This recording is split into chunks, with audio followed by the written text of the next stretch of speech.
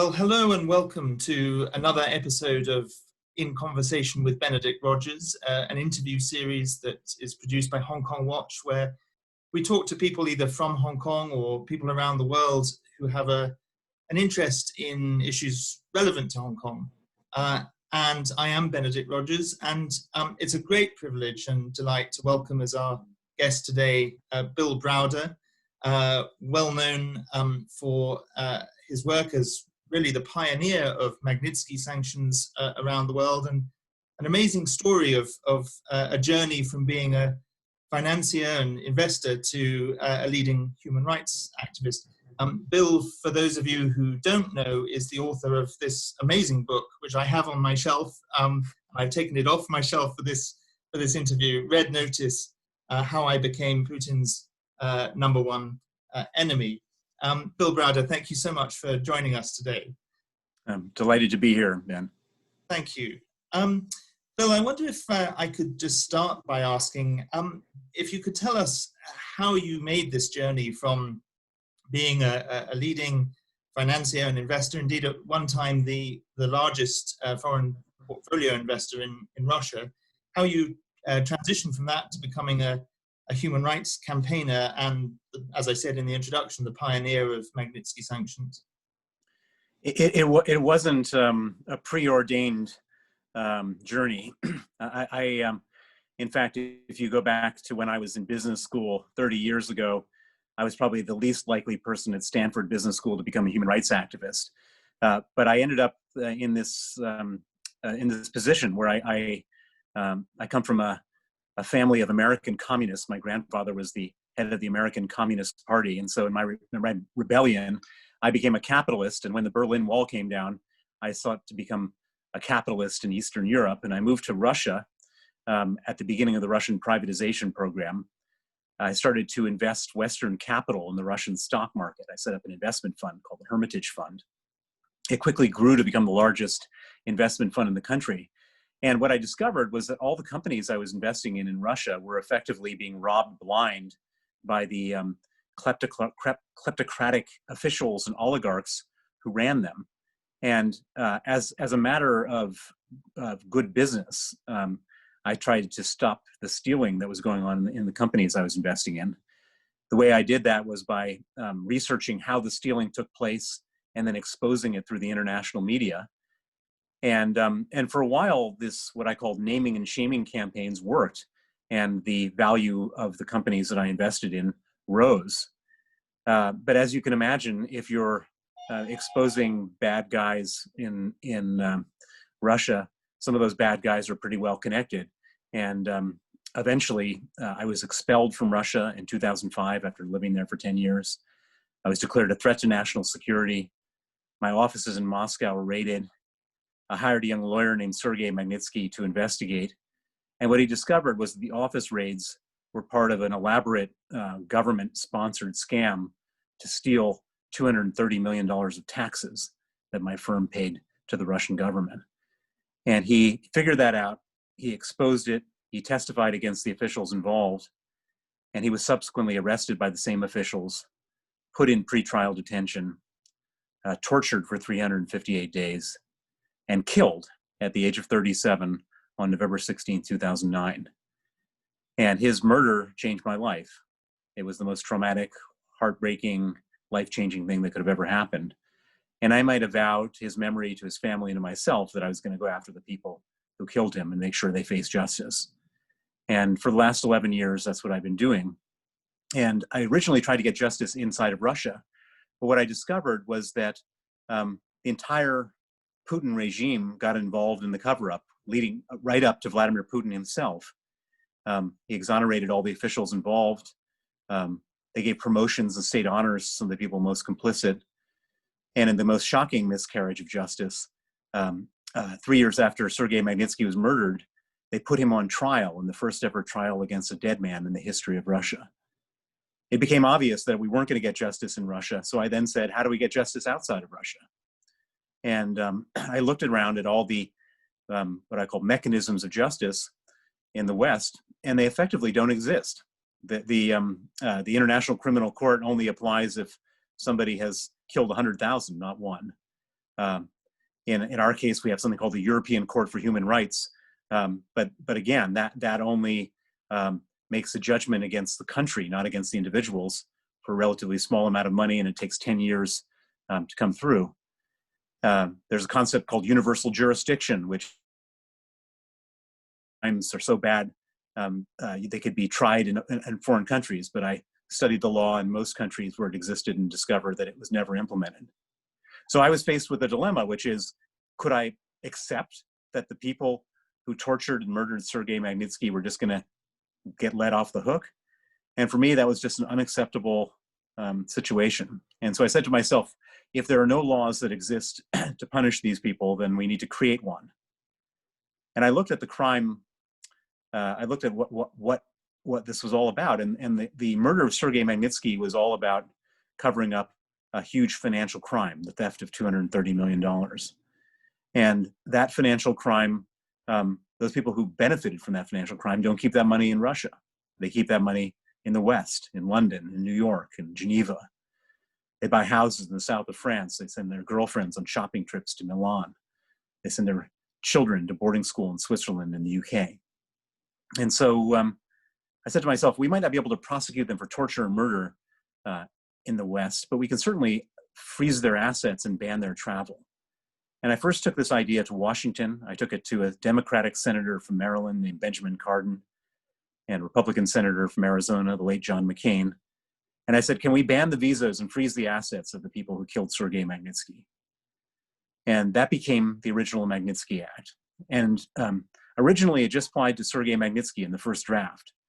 But so many other people came forward and said, you found the Achilles heel of the Putin regime. Can you sanction the people who killed my husband, my brother, my sister, my aunt?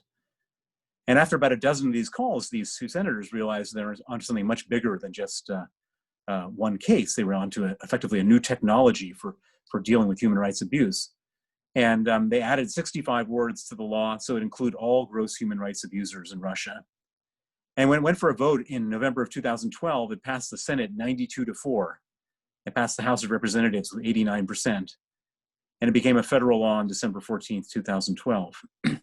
At that point, Putin went out of his mind. This was truly the worst thing that could have ever happened to him. He commits these crimes in Russia for money, and then he tries to keep his money safely in the West.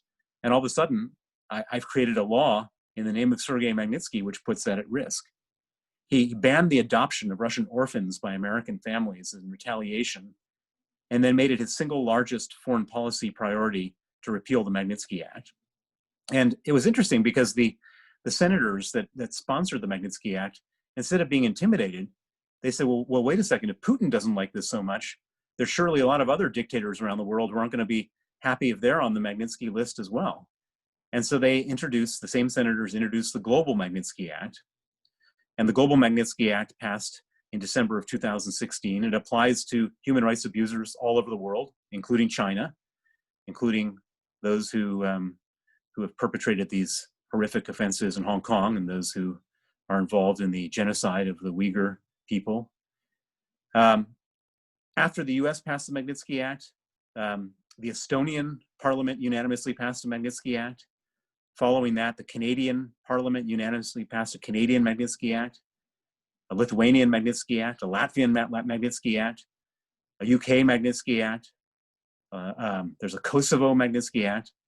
And we're on deck now, and I think it's just truly a matter of weeks before the EU, 27 EU states, will have an EU Magnitsky Act.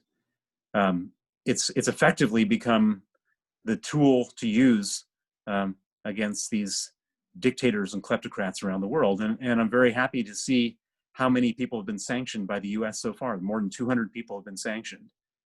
And the one thing I can say is that when someone gets sanctioned, it's truly a life-altering event.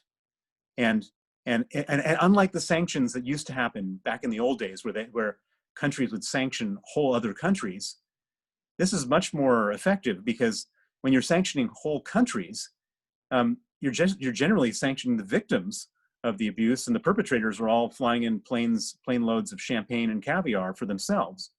Here, you're very surgically and precisely zeroing in on the people who did the abuse, leaving everybody else alone, and punishing those people personally, and naming them and shaming them and causing them huge financial trouble for the rest of their lives. And I can say from the reaction of all sorts of people around the world in all different countries to being sanctioned, I can say it's really an effective tool. I kind of leave it at that and let you, go anywhere you want with this conversation. Well, thank you. It's truly an inspiring story, and your efforts single-handedly, pretty much, to make this happen have inspired many. Just one question. I think you've explained very well what Magnitsky sanctions are and how they differ from other types of sanctions. Is there ever, do you see a time where they could be extended to apply, certainly not against whole countries for the very reasons that you've outlined, but against potentially entities, enterprises, organizations, as opposed to individuals that are complicit with human rights violations and with these regimes?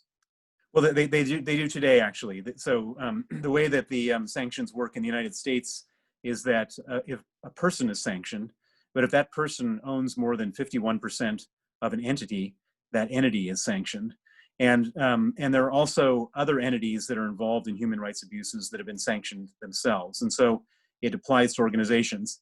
It doesn't apply to whole governments. And I do believe we're really at the sort of very beginning of this whole thing. There's, as I said, there's 200 people sanctioned by the U.S. That's a small list. I'd like to see 20,000 people sanctioned around the world. And so anybody who does something terrible, it becomes almost a sort of pedestrian act to sanction them. And so people have to really think very carefully. If I do something terrible, there's a high probability that I'll be sanctioned. It can't be an exception. It should be a norm. And if that were to happen, I think that you would see a lot less human rights abuse in the world, because people don't want to end up being confined to their home country. And there's something very interesting about this, which is that most of these people who are carrying out the wishes of a dictator, they don't believe that the dictator is going to be there forever. They always think that someday it's not going to be like this. And they all try to plan their escape in advance. They all try to feather a nest somewhere in the West where they can go, where their money is safe, where they be personally safe, where they can get asylum when there's a change of regime. And by having somebody named on a Magnitsky list, first of all, they then can't be keeping their money safe. They can't travel. And if they're all fleeing the next regime that comes in and wants to arrest them, it's going to be very hard for them to claim any kind of political asylum when they've been named and sort of documented as being human rights abusers. And so they kind of end up getting stuck in the mess that they created for themselves. And that's a pretty scary thing for a henchman of a dictator.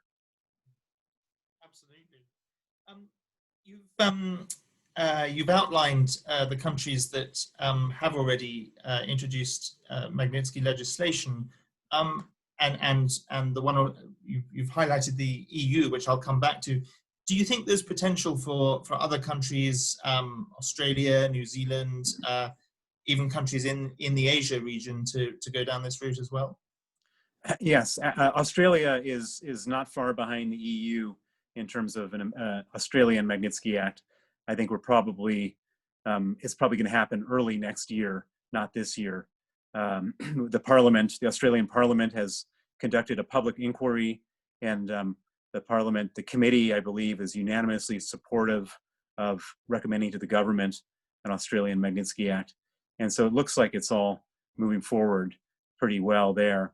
I've been in touch with some members of Parliament in New Zealand before the election. They told me wait until after the election. The election just happened. And so I'm going to be reaching out to the parliamentarians in New Zealand. We've had very, very constructive conversations with parliamentarians in Japan about a Japanese Magnitsky Act. I'm starting to reach out to parliamentarians in South Korea. And so I think that there's a lot of places that could still do it. And of course, it's really important that it's only rule of law countries that we do this in. We don't want to have countries that are potentially kleptocracies or human rights abusers themselves with Magnitsky Acts, because then all of a sudden the whole concept gets bastardized by misuse of it. and it's really important that we keep it pure and to the original principles. But as long as the rule of law countries that tend to be part of the Western alliance of democracies, the more of those that we can get, the better. You've highlighted the fact that the UK has recently passed its Magnitsky sanctions legislation. Could you say a bit about what role the current Foreign Secretary Dominic Raab has played in this? And what are your views on the criteria that have been set for the UK's legislation, and whether there's scope to expand the criteria, how effective the UK model is? Dominic Raab, the current Foreign Secretary, was the original champion for the Magnitsky Act in the British Parliament. I met him in November of 2011 when he was a young backbench MP with aspirations to do great things. And I spotted in him a hate for injustice and a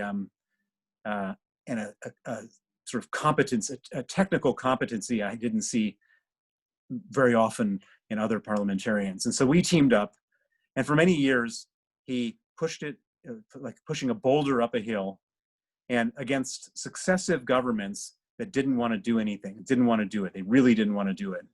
And it was only through really adept politics that he was able to get it to the top of the hill. He then became a minister, and then we finally got it to happen. And it was good that we got it to happen when he was the minister, because again, even with it in place, the government didn't want to implement it, and it was only because of his this was his signature hallmark career legislation that it then started to be put in place and working as of July this year.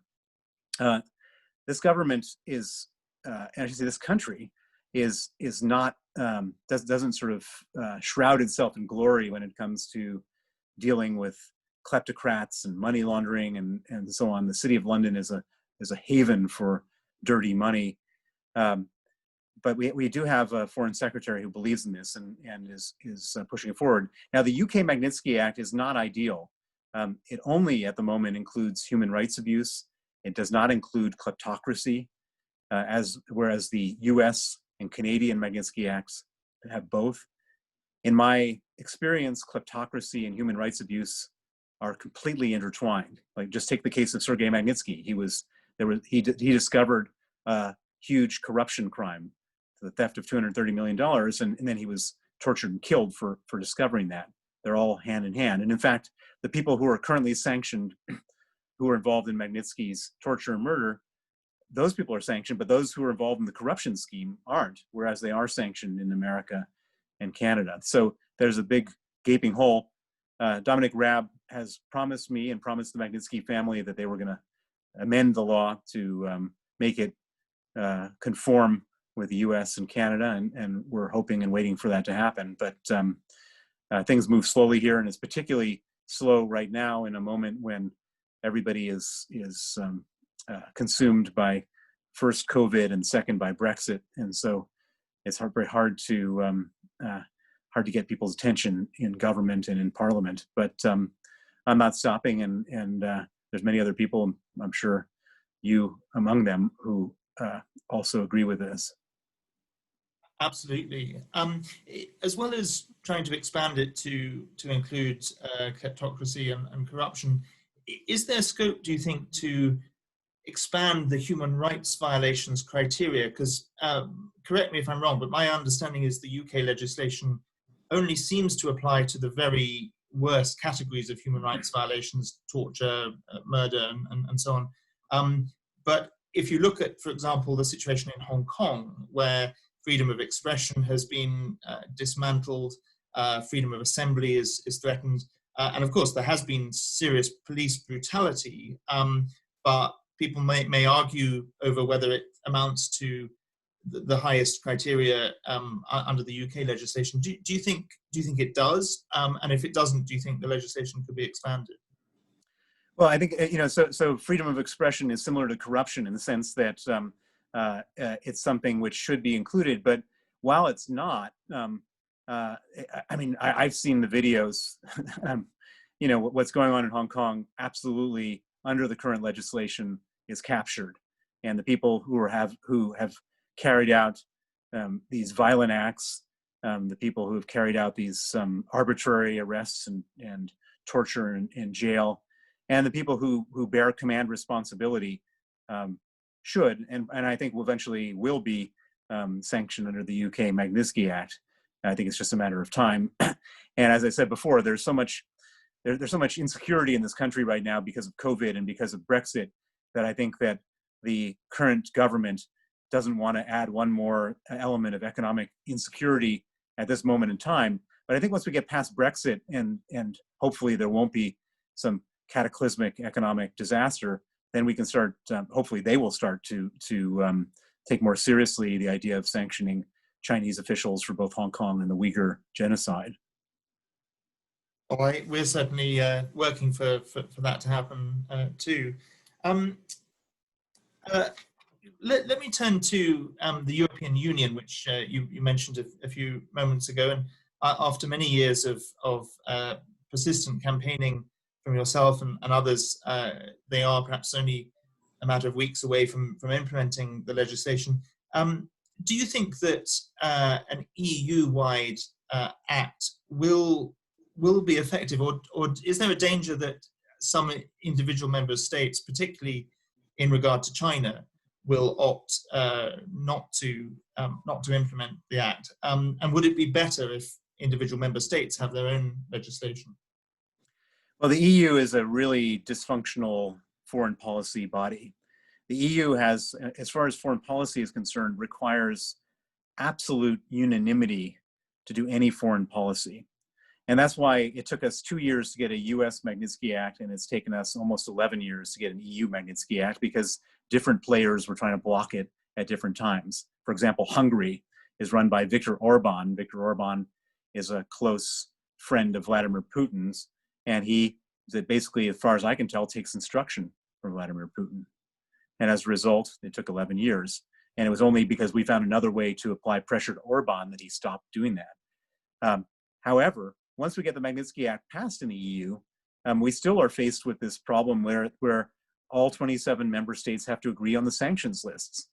And if Orban can be picked off by Putin, God knows what other countries can be picked off by China. China is probably more powerful than Russia when it comes to, with all the economic might that they wield. And therefore, I think your concern is exactly right and justified, that we'll have a Magnitsky Act and the EU will only use it against what I call the easy human rights violators. You know, take some African country which has no economic or political sway, or even Belarus, which is another example of one where it's easy to sanction them because they're sort of nobodies in the world. But with China, it's a much harder thing. And so the EU is potentially very susceptible, based on this unanimity rule, to having one or two countries getting picked off and stopping the whole thing. What do you think we can do to try to make sure that doesn't happen? Well, there's two things. One is that there's a lot of people, including most of the major countries, that want to change it from unanimous voting to majority voting. The problem is that it requires unanimous decision to change it. And if you're a little country that can hijack the whole process, why would you give up that power? I mean, it doesn't make any sense. The second thing is what you're already doing, which is by showing the world the atrocities that are being committed. Sometimes it becomes impossible for a country to block something, no matter what kind of pressure is being put on them. There's a third problem at the EU, which isn't sort of in the headlines, but it's something that I find to be the most pernicious, which is that all of the deliberations on these things happens in secret. And that makes no sense to me. I mean, I've never seen, I've been dealing with governments and parliaments all over the world for the last decade. And everything that happens in the British Parliament, it gets recorded in Hansard. Same thing in the Canadian Parliament, same thing in the US Congress. They have their own congressional record. The fact that you can have 27 member states meeting in secret, and one country can block it in secret, and nobody will say anything, and there's no record of that, is shameful. It's beyond shameful. It's a criminal, I would say, that foreign policy in the EU is being determined in a star chamber in which all this stuff can happen. And I think that's something that should be able to be changed. They can't rely on this secrecy. It's just beyond contempt. Absolutely. You've mentioned the City of London a few moments ago, and particularly dirty money, kleptocracies. What's your view on the extent of Chinese Communist Party money invested in the UK and in the city and elsewhere in the country? And do you think that has played a part until now? Obviously, we've seen a shift in the British government's position, quite a dramatic shift in recent months, but until this year, the British government was fairly weak in speaking up for Hong Kong, speaking up on human rights in China. How significant has Chinese Communist Party money in the UK been as a factor in that, and what are the consequences going forward now that the UK is taking a stronger line? Well, it's not my area of expertise to track Chinese money, but it is my area of expertise to track money and to see how the UK operates. And what I can say is that there is an extreme aversion by the law enforcement authorities of this country.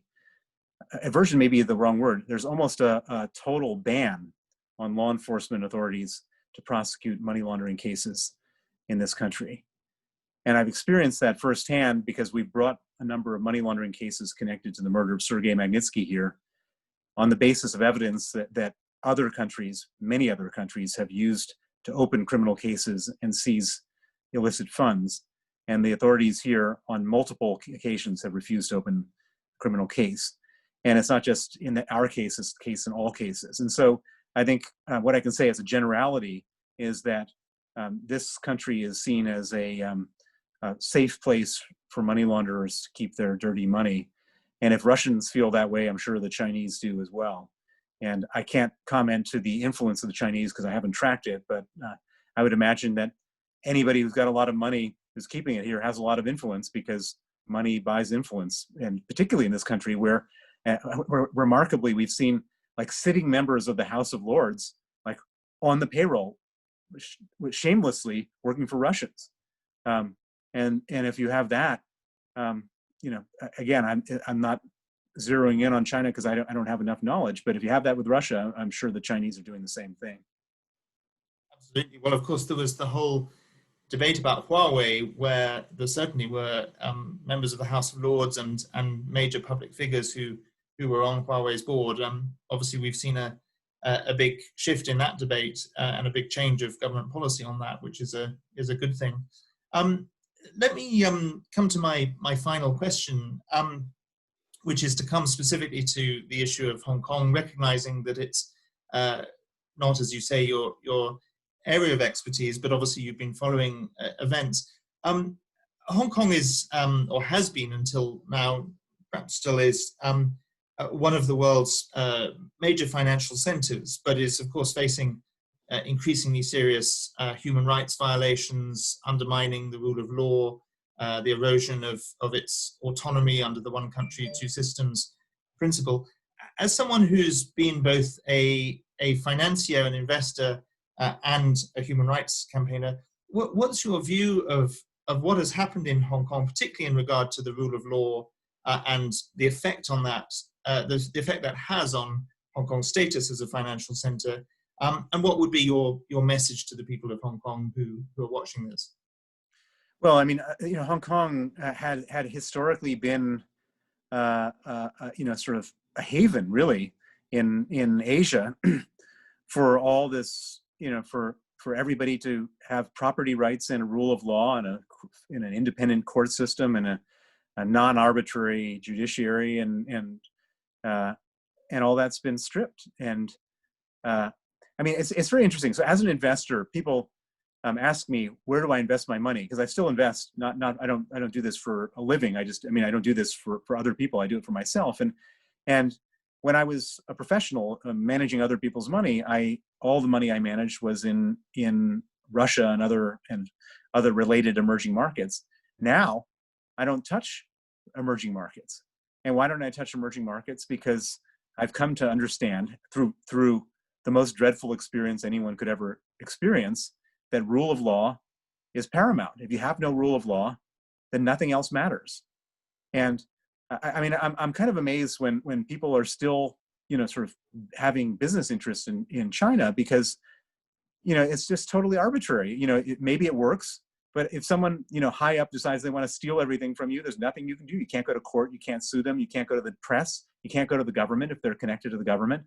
You have no leverage whatsoever. You have no property rights. And so I kind of think that they've basically ruined Hong Kong. I mean, it maybe not ruined, it's made overnight, but it's pretty much ruined. And if I were a person with business interests there, I would look to find another place to establish my interests where that has property rights and has rule of law. And as such, I think that you're going to see Hong Kong eventually just becoming another Chinese city with the same arbitrariness and the same badness that comes to China. And I would also argue that it'll all come a cropper as far as China is concerned. Maybe they're making money now, maybe the economy is growing right now, but when you don't have any checks or balances, when there's no self-correcting mechanisms, it always goes wrong in the end. And maybe it's if people are making money there, they're making money temporarily, but in the long term, it's a bad bet financially, and it's certainly a bad bet morally. That's a depressing but a realistic and very important point to end on. And of course, it's worth noting that under the new national security law introduced in Hong Kong, international advocacy by Hong Kongers, and especially international advocacy for targeted sanctions, is one of the highest crimes under this new law. So it's all the more reason why people like you and I should be continuing this fight for Magnitsky sanctions in general, and specifically their application to China and Hong Kong, because Hong Kongers in Hong Kong can no longer do that advocacy themselves. Well, I'm with you on your side of the barricade, and will do anything I can to help. Well, thank you very much, Phil. We really appreciate that, and thank you so much for your time. It's great to have you with us on this episode. Thank you. Thank you.